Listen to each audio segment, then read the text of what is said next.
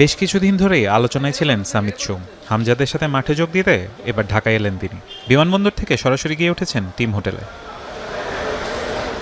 গেল ৬ মে বাংলাদেশের হয়ে খেলার জন্য ফিফার প্লেয়ার স্ট্যাটাস কমিটির অনুমোদন পান কানাডা জাতীয় ফুটবল দলের হয়ে খেলা মিডফিল্ডার সামিত সোম।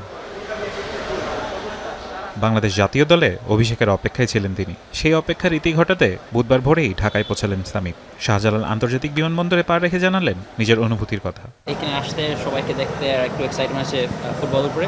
সো আমি এক্সাইটেড আর হোপফুলি আমরা ভালো করতে পারি, পুরো টিমটা ভালো করতে পারি। সবাইকে একটু এক্সাইটেড মিট করতে আর খেলতে। বাংলাদেশের জার্সিতে খেলতে মুখিয়ে আছেন সামিত। সিঙ্গাপুরের বিপক্ষে ম্যাচকে ঘিরে কোচের সাথে করেছেন বিশেষ পরিকল্পনা। ভালো খেলার আশাবাদী তিনি। এটা তো মেইন ফোকাস আমার। আমি তো এটার খেলার উপর চিন্তা করছি। আমরা কোচের সাথে কত বসি, আমরা কীভাবে খেলতে চাই, আমার কী রোলটা কী।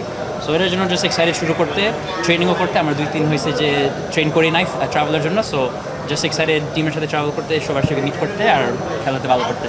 হ্যাভিয়ার ক্যাবরেরা ঘোষিত দলে প্রবাসী ফুটবলারের সংখ্যা ৬। স্কোয়াডে আছেন হামজা চৌধুরী, জামাল ভুঁইয়া, কাজেম শাহ, ফাহমেদুল, তারেক কাজী ও সামিত সোম। এর মধ্যে জামাল, তারিক ও কাজেম আগে এসছেন। গেল মাসে হামজার অভিষেকের পর নতুন করে যোগ দিলেন ফাহমিদুল ও সামিত। হামজা চৌধুরীর আগমনে ইতিমধ্যেই জেগে উঠেছে বাংলাদেশের ফুটবল। প্রবাসী ফুটবলারদের নিয়ে শক্তিশালী স্কোয়াড গড়েছেন কোচ হ্যাভিয়ার ক্যাবরেরা। এবার জাতীয় স্টেডিয়ামে বাংলাদেশের জয় দেখার অপেক্ষায় 18 কোটি ফুটবল ভক্ত। ফারহান ইহসান, এখন ঢাকা।